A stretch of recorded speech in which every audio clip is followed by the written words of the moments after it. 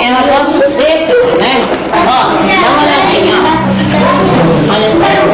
Olha você aqui, ó. A Raquelzinha, ela não falava nada. E eu ficava assim, preocupada, porque quando ela queria alguma coisa, ela gritava, gesticulava bastante, e a gente não conseguia entender. Então eu fiz uma proposta para as crianças. Nós vamos ensinar a Raquel a falar até no final do ano. E deu certo.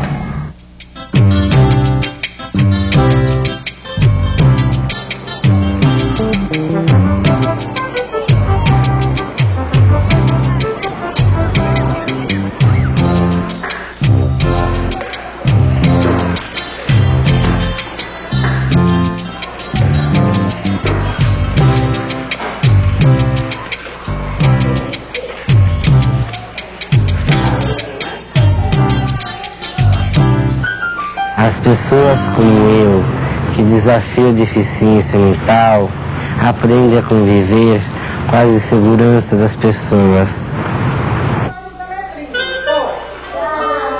As pessoas ficam incomodadas, não sabem o que fazer, o que dizer. Eu percebo que algumas pessoas sofrem com isso. A melhor maneira de superar esse sentimento é enfrentar a deficiência, procurando conhecer as pessoas com deficiências, revendo as velhas ideias sobre deficiência mental.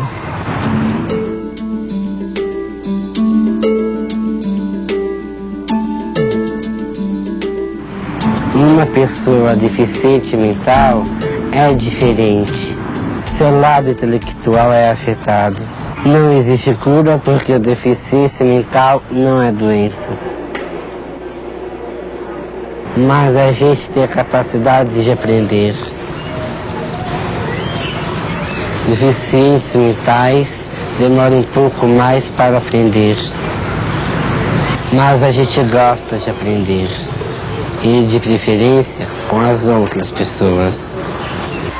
E a gente espera sempre a criança normal, né? E em família realmente nunca teve problema, né? Isso foi uma surpresa, tanto da parte da minha família como do meu marido, não tem nenhuma criança especial. A gente vê as crianças dos outros, mas você nunca espera para você. Então, é uma maravilha as outras, né? Mas foi um choque, como sempre, né? Eu acho que toda reação, a primeira reação é um choque, o aceitamento, né?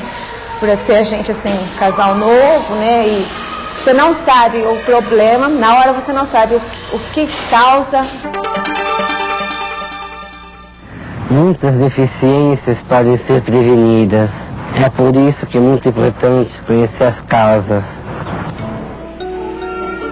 Às vezes tem confusão na formação de genes, ou então uma doença que a mãe teve não foi bem tratada.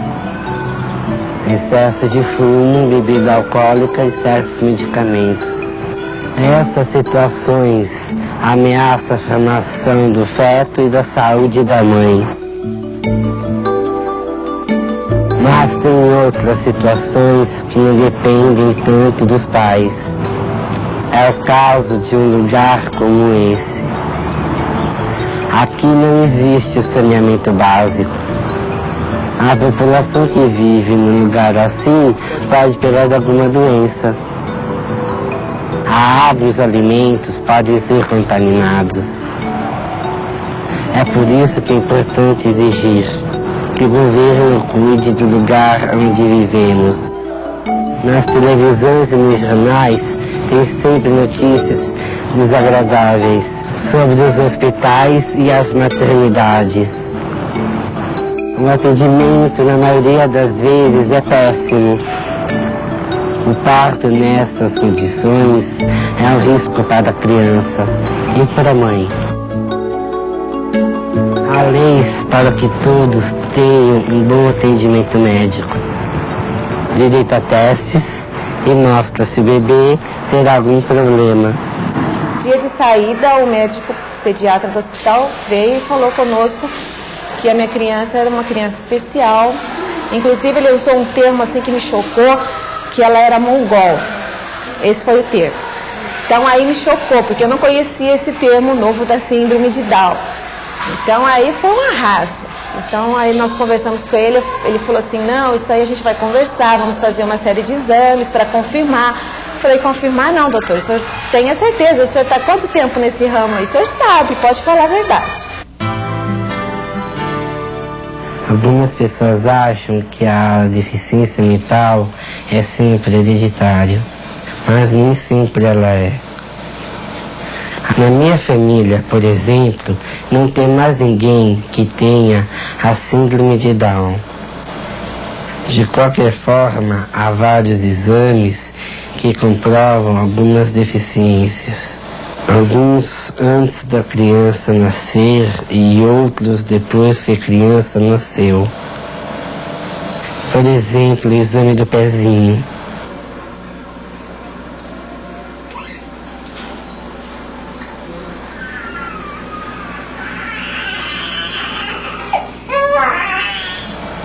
Ele comprova se o bebê pode ter algum tipo de problema.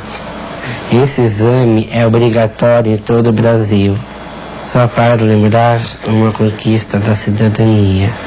É um direito de todos nós que está dentro da Constituição.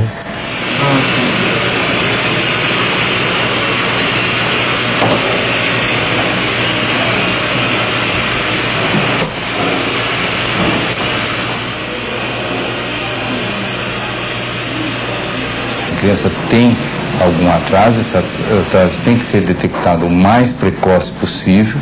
Quer dizer, a partir do momento que a gente percebe esse atraso, a gente já inicia um processo de avaliação para ter a certeza, confirmar se existe realmente atraso nessa área e aí prioriza o atendimento nessa área. Com isso, os pais são orientados a como estimular, como proceder com as crianças e, se houver a indicação, até um atendimento específico naquela área. E a gente tem medo do que você não conhece.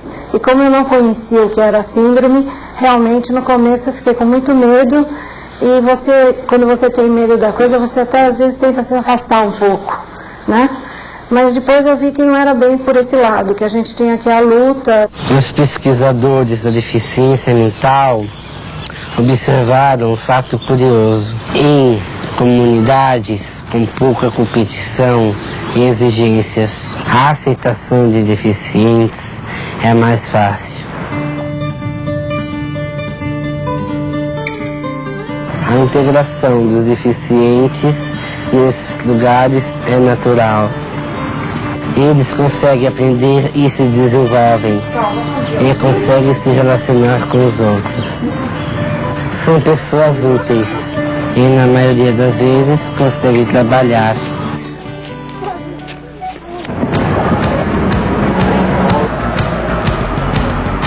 Eu acho que no dia a dia as pessoas andam competindo por tudo. A cobrança de desempenho é muito alta num lugar assim. Às vezes os deficientes não conseguem acompanhar o ritmo e acabam sendo excluídos. A metade das pessoas com alguma deficiência são consideradas deficientes mentais. São 7.500.000 pessoas aqui no Brasil. É a metade da população da cidade de São Paulo. O grau de deficiência de cada pessoa não é o mesmo. A capacidade de aprendizagem também não é igual. É importante que todas as pessoas que trabalham com o indivíduo com algum grau de deficiência conheçam o potencial desse indivíduo, para que possam diferenciá-lo dentro do mesmo tipo de deficiência, indivíduos que tenham potencial maior ou menor, pois a pessoa é deficiente numa área, mas pode ser extremamente eficiente na outra área. Muitos pais só descobrem que os filhos são eficientes dentro da escola. São crianças deficientes de grau leve que demoram muito para dar a início à leitura. Elas têm dificuldade de escrever, de fazer contas. Elas não conseguem acompanhar os outros alunos. A professora desconfia e aí ela chama os pais. É por isso que muitas pessoas trabalham muito com pessoas deficientes. E agora o número 6? Cadê ele? Riveques. Cadê o número 6, hein, Tainá? O 6, não é o 2 que você quer, o 6. Isso! Muito bem, traz aqui. Ótimo! Eu mesmo me lembro de quando eu estudava aqui nessa escola. As classes têm poucos alunos.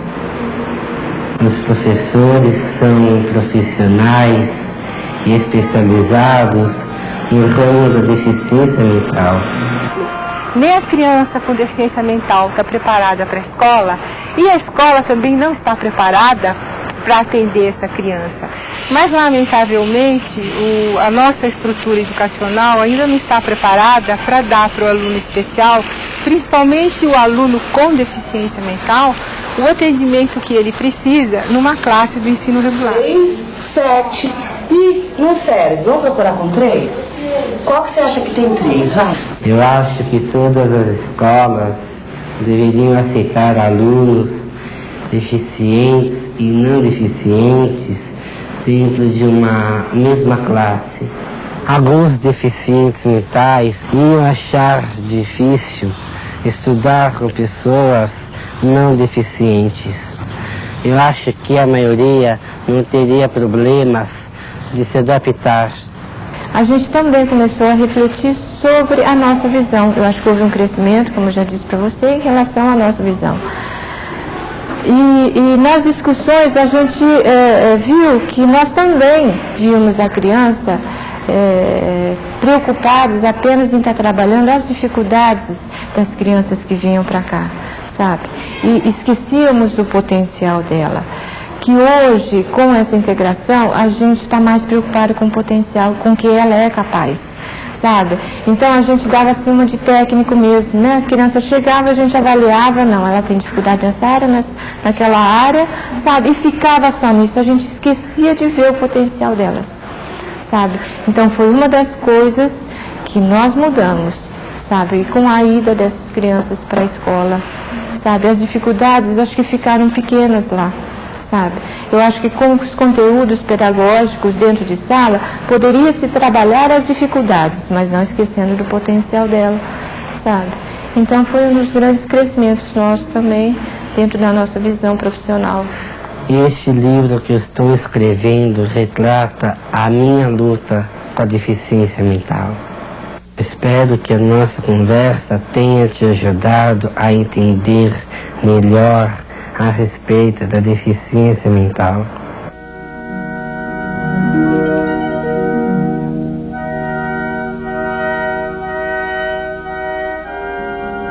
Procurar em cada um a eficiência dentro da deficiência. Ela pode ter uma bailarina, pode ter uma pintora, pode ter uma jogadora, pode ter uma música. Em vez dos pais ficarem reclamando e perguntando por que nasceu assim, então que ela realmente estimule. E com certeza vão ter muitas Alines por aí. Eu acho que a gente deve fazer de tudo para procurar mesmo integrá-los na sociedade. Não é criá-los para a gente, não. É para a sociedade. Porque aí eles convivem na sociedade. Senão eles fazem um mundinho deles.